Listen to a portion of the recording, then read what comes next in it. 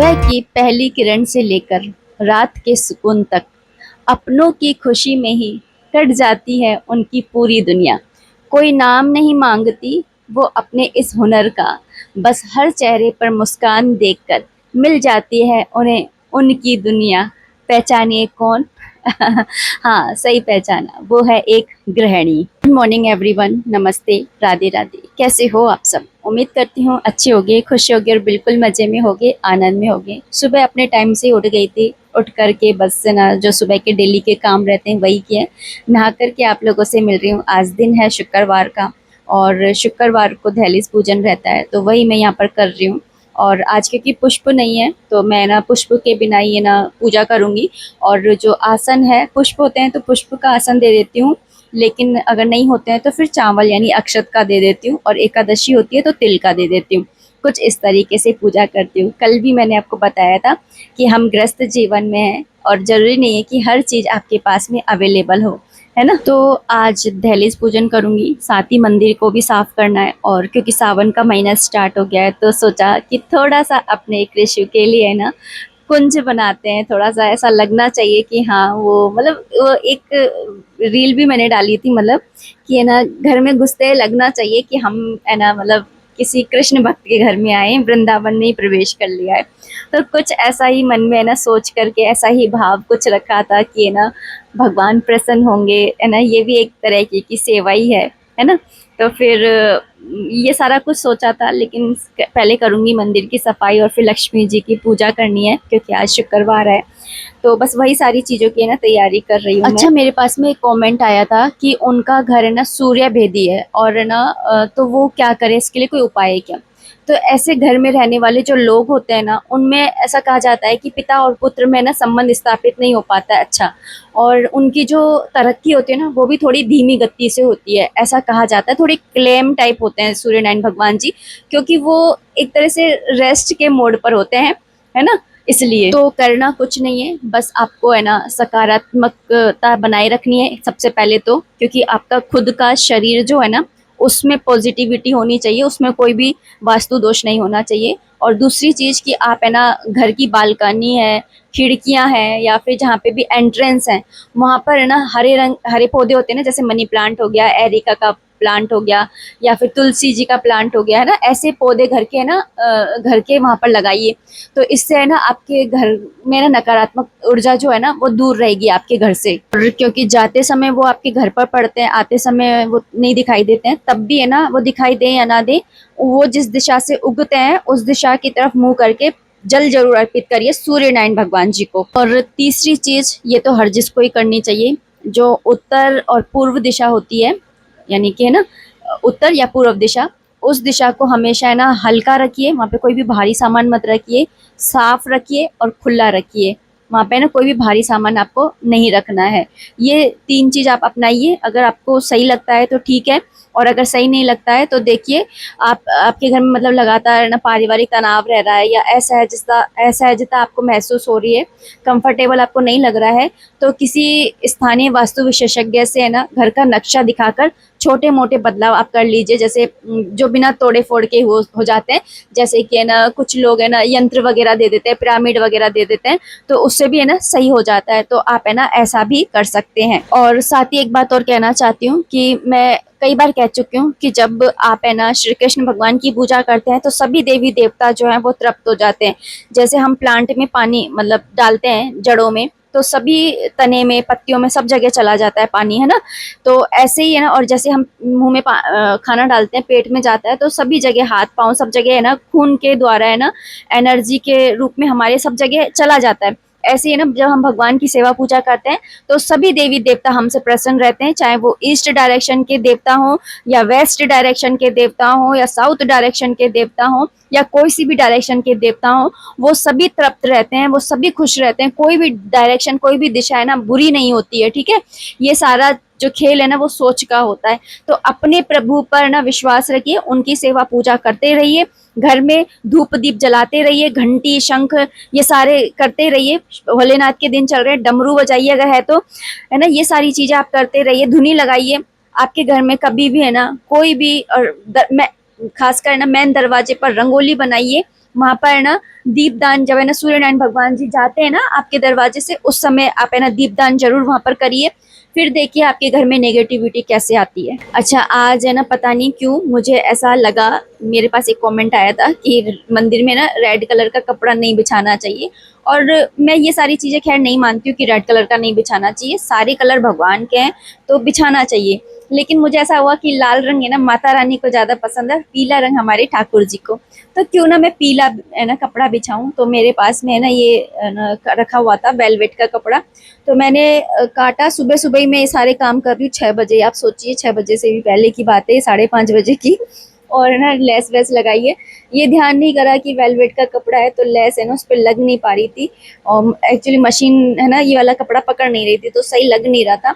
तो फिर मैंने वापस से है ना इतनी मेहनत करी और फिर वापस से मैंने अपना ही वाला कपड़ा है ना बिछा दिया। वैसे मेरे पास पीले रंग के भी आसन है लेकिन वो खराब हो गए, मैं अभी आपको दिखाऊंगी वो भी। तो फिर मैंने ना फिर रेड कलर का ही बिछाया। इतना मैंने मतलब ये समझ लीजिए 15-20 मिनट मैंने ऐसे ही वेस्ट किए, भगवान को है ना इंतजार कराया, क्षमा मांगी कि भगवान जी माफ कीजिएगा, सेवा में विलम्ब हो गया, वो भी इसलिए कि कुछ अच्छा ही सोच रही थी आपके बारे में।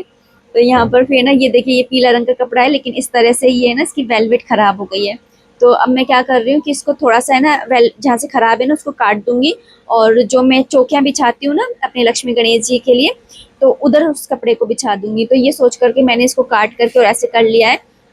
और अब नीचे वाले आले को भी मैं ना साफ कर लूंगी। तो हर फ्राइडे को मैं साफ करती हूँ, साफ सफाई का हमेशा ध्यान रखना चाहिए है ना, खासकर मंदिर में और रसोई घर में तो कम से कम रखना ही रखना चाहिए। इसे तो पूरे घर को ये ना अपना मंदिर समझ करके और सेवा करनी चाहिए है ना। जो लोग मंदिर नहीं जा पाते हैं ना उन लोगों को तो और ज्यादा करनी चाहिए, अपने घर को मंदिर समझ के सेवा पूजा। और यहाँ पे आरती पूजा हो गई थी, ठाकुर जी के दर्शन कर लीजिए, माता रानी के दरबार के दर्शन कर लीजिए। आज क्योंकि शुक्रवार है तो माता लक्ष्मी जी के भी दर्शन कर लीजिए। स्नान आदि कराने में आज पूजा में भी टाइम लगता है, दहलीज पूजन भी करना था और ऊपर से ये और करने लग गई मैं, तो बहुत ज्यादा टाइम हो गया आज पूजा करते करते। 6 की जगह 7 बज गए, मतलब मैं 6 बजे पूजा मेरी हो जाती है, आज 7 बज गए। हाँ, बीच में जाकर के मैं हर्षित के लिए लंच बॉक्स तैयार करके आई थी इसी बीच में। यहाँ पे बस ठाकुर जी को भोग लगाया है और अभी 7 बज के और 10 मिनट हो रहे हैं। हर्षित को अब स्कूल के लिए ना रवाना किया है। और उसके बाद में मैं यहाँ पर ना मेरे पास में जितनी भी हरियाली हरियाली चीजें थी ना, और घर पूरा आप समझ लीजिए इस समय मैंने इतना बिखेर के रखा हुआ है ना, सारी हरी हरी चीजें मैंने निकाल ली, जितनी भी इधर उधर लटकी हुई थी ना सारी मैं यहाँ पर ही ले आई मंदिर में, कि आज तो मुझे अपने ठाकुर जी का है ना मंदिर मतलब एकदम ऐसे बना देना है कि उनको मतलब देख करके खुशी हो जाए एक बार तो देखते हैं कितना सक्सेस होंगे। और बाकी आप कमेंट सेक्शन में बताइएगा कि मंदिर कैसा लग रहा है, ठीक है ना। मैं आप सब भक्तों के जो वाणी है उसी को ही भगवान की वाणी समझ करके देख लूंगी कि अच्छा लग रहा है तो या कैसा लग रहा है, आप लोग बताइएगा। तो वही मैं भगवान जी का मन समझ करके और एक्सेप्ट कर लूंगी। तो बताइएगा ठीक है कमेंट सेक्शन में। अच्छा, मैं दूसरा एक कमेंट ले लेती हूँ। आप शाम की पूजा कितने बजे करते हो? तो मैं 6 बजे बैठ जाती हूँ पूजा करने, ठाकुर जी के मंदिर की सफाई कर लेती हूँ, उसके बाद में जो मंदिर में आरती के बर्तन होते हैं मांज लेती हूँ, आरती की तैयारी कर लेती हूँ, उसके बाद में गीता का पाठ स्टार्ट कर देती हूँ। समय रहता है तो फिर मैं ना माला जाप भी कर लेती हूँ, समय नहीं रहता है तो फिर आरती के बाद में करती हूँ, क्योंकि आरती मैं 7 सवा 7 बजे तक कर लेती हूँ, ज़्यादा से ज़्यादा 7:30, इससे ज़्यादा ऊपर नहीं होने देती हूँ। क्योंकि अंधेरा होने से पहले आपके घर पे है ना दीपक जल जाना चाहिए, ताकि अंधेरे का वास आपके घर में बिल्कुल भी ना हो। एक कमेंट था कि सावन के महीने का जो संकल्प है उन्होंने पूर्णिमा पे ही ले लिया था, तो उन्होंने गलत किया है क्या?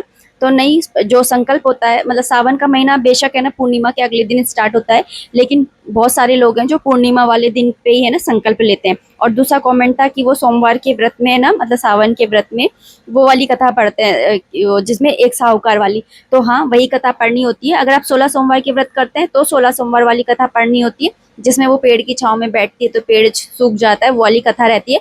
और प्रदोष काल वाली अलग होती है, 3 कथाएं हैं हाँ, लेकिन आपको वही पढ़नी है साहूकार वाली। आप बिल्कुल सही पढ़ रहे हैं, ठीक है। अच्छा, एक कमेंट था ब्रह्मचर्य को लेकर के कि है ना हस्बैंड को तिथि वगैरह बताओ तो वो और गुस्सा करने लग जाते हैं, क्या करें? ये परिस्थिति है ना बहुत ही मतलब सेंसिटिव है और पर्सनल भी है, और इस दौर में ना मानसिक रूप से मजबूत रहना आपके लिए बहुत ज़्यादा ज़रूरी है। जब आप अपनी किसी स्पिरिचुअल व्यक्तिगत या संयम से जुड़ी जीवन शैली को अपनाना चाहते हैं और जीवन साथी का सहयोग नहीं मिल पाता, तो ऐसी स्थिति काफ़ी कठिन और तनावपूर्ण हो सकती है। तो इसके लिए आपको बहुत ज़रूरी है कि आप है ना माहौल को शांत, जब माहौल हो उस समय आप इस विषय में है ना अपने पति से बात करिए।